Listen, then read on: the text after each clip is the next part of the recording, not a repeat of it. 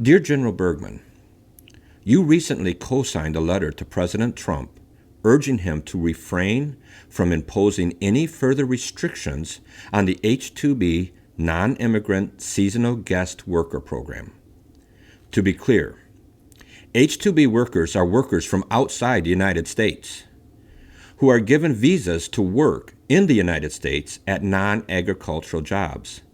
In the letter, you assert that further restricting this foreign worker program will risk harming American businesses and full-time American workers, thereby hindering ongoing economic recovery efforts across our country.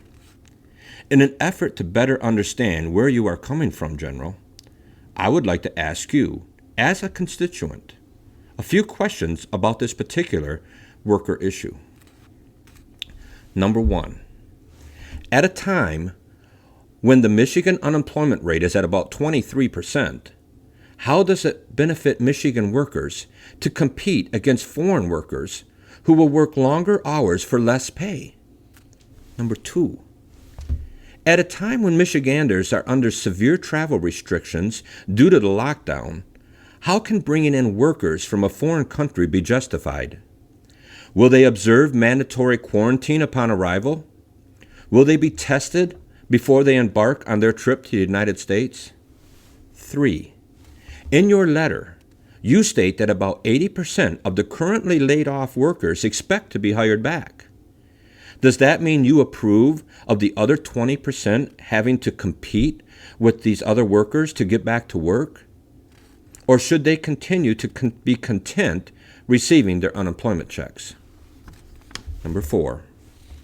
If foreign temporary workers either send or take home much of their earnings during their seasonal employment, how does the flow of that money out of our country help the economy? Doesn't hiring American workers virtually ensure that their earnings will be reinvested in our economy, helping our recovery?